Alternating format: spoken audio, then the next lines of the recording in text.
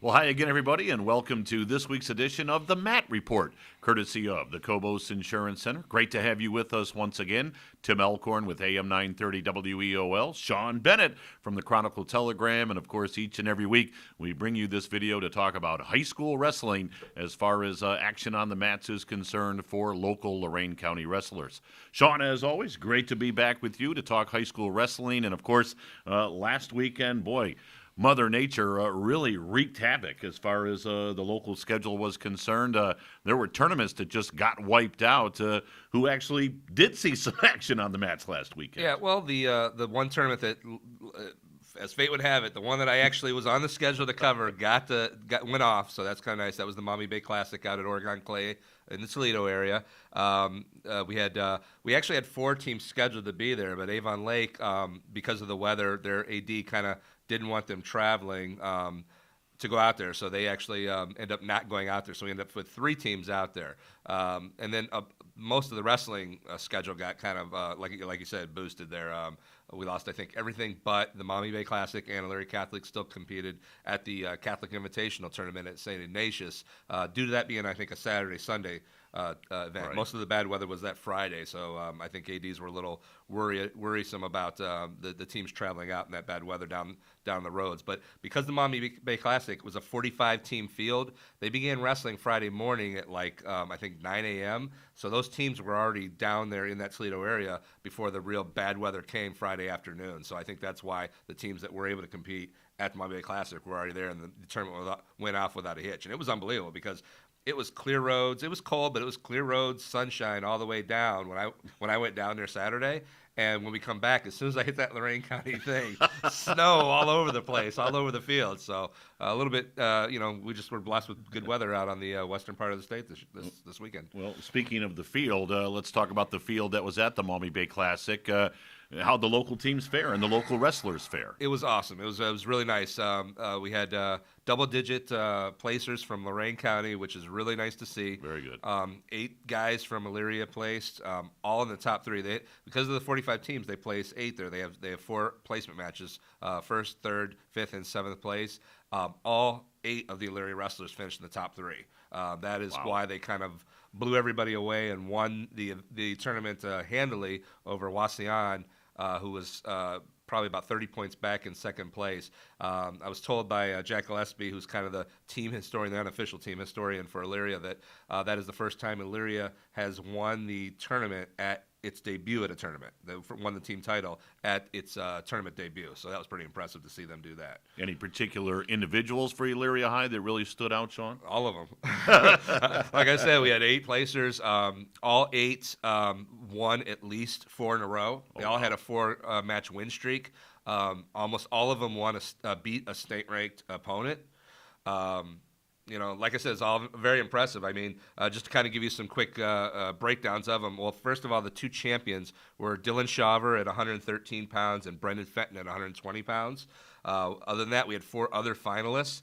We had Josh Breeding at 132 pounds, Mick Burnett at 126 pounds, Matt Zuckerman at 138 pounds, and Farouk Muhammad at 152 pounds all made the finals. And then Enrique Munguia and Jake Evans both finished in third. Both impressive because they both lost. I think Munguia lost in the quarterfinals and won 4 matches to place third.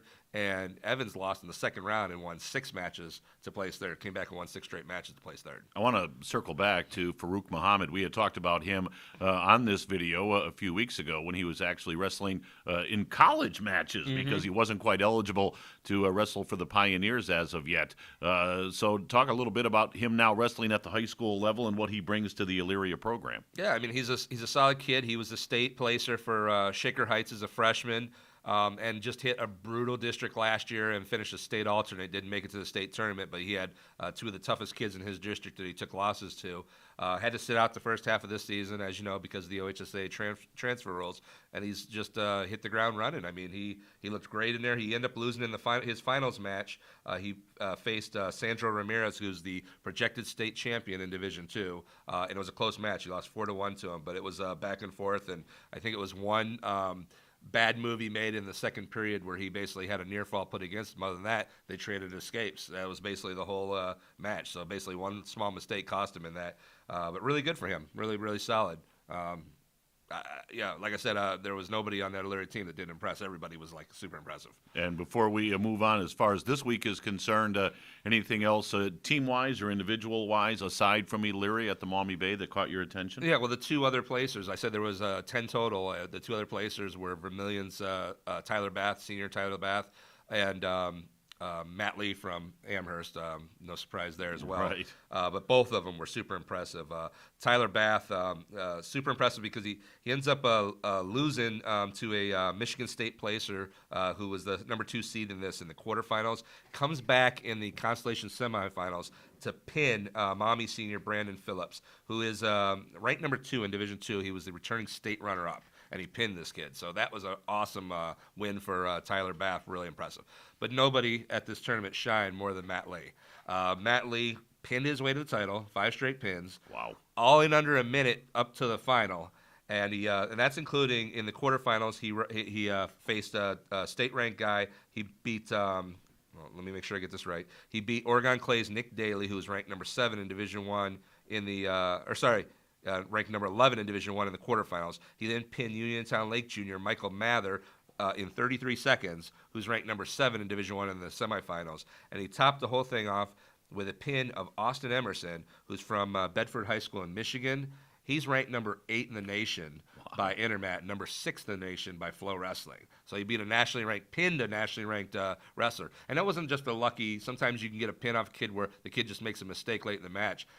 He pretty much dominated that. He was up 5-0 when he pinned him. He got this kid to his back, had the 5-second near fall counted. He was ready to just win this match naturally, and he ends up getting the pin on it. Something tells me the tip of the cap may be heading Amherst way, but we'll talk about that in a moment. The only bad news that comes out of Maumee, you didn't get to Tony Pacos? No. How does that happen? Well, they had an awesome hospitality room set up, so we thought, let's see, do we want to travel down and pay for food, or do we just want to take advantage of all this free food they laid out for us? So I will be back to Toledo before the end of the year, and I will hit up Tony Pacos somewhere along the line. Media guys, free food. Media guys, Yes, free food. No doubt. All right, let's jump ahead to this weekend. Action on the mats that's coming up as far as Lorain County wrestling is concerned. What can we look for this weekend? It's a very light weekend, probably the lightest weekend of the season, and that's because they're thick into the dual meets now, conference dual meets. The first 2 rounds of the regional dual team state tournament starts next Wednesday, a week from tomorrow or today. Right. So they are kind of trimming down the tournament appearances, but we do have a couple tournaments. One is the Terry Monroe Invitational at Western Reserve. It's always a fun tournament this time of the year. Brookside, Clearview, and Illyria's white varsity team will out be their Elyria B team will be out there competing at that at Western Reserve. That's both on Friday and Saturday. And then a one-day tournament. Firelands will host the Jim Solomon Memorial Falcon Invitational, and Midview and Firelands will be competing in that one. Well, you talk about a name in the Firelands community synonymous with wrestling. Was a great football coach as well, but Jim Solomon, really cool that they can put together a tournament in his honor. Yeah, and I think they renamed it was the Falcon Invitational until I think he passed away, and then a couple years later, I think is when they started renaming it for him. So yeah, that was kind of nice to see them kind of put it in his memory. Well, again, this weekly wrestling video, courtesy of the Cobos Insurance Center. So there's our segue. It's time to don the Cobos Insurance Center cap for the weekly tip of the cap segment. If I can get my cap on. All right. So who, Sean Bennett, this week do we tip the cap to? Well, I think you. I gave it away. You kind of gave it. Well, I mean, we gave it away just simply because of the impressiveness of that run. He ended up winning the trophy for most pins in the least amount of time. Did not win the MVP trophy simply because Jordan Decatur, who's ranked number 1 in the nation, had a dominant performance and won his weight class as well. But Matt Lee, certainly super impressive tournament run. Nice, also impressive because he just had suffered his first season loss of the season a week previous, to another out-of-state performance. So I don't think he wanted to keep losing. I lost to Pennsylvania, don't want to lose to Michigan. So he went in there and got the job done, and in a most impressive fashion. I mean, 5 pins, 4 in under a minute, 2 state-ranked guys and 1 nationally ranked guy. I can't. Yes. Yes. Tip of the cap. Tip of the cap to Matt Lee, no doubt about it. That is a dominant performance by the Amherst wrestler. Great to see that happen for the Comets. All right, Sean Bennett, even though you didn't get to Tony Pacos, great job this week. Thanks. Good to talk wrestling here on the weekly Matt Report, again, courtesy of the Cobos Insurance Center. Of course, thanks to Bruce Bishop, the man behind the camera, and we thank you for watching. Hope you're enjoying it. For Sean Bennett, I'm Tim Elkhorn. We'll talk to you again next week.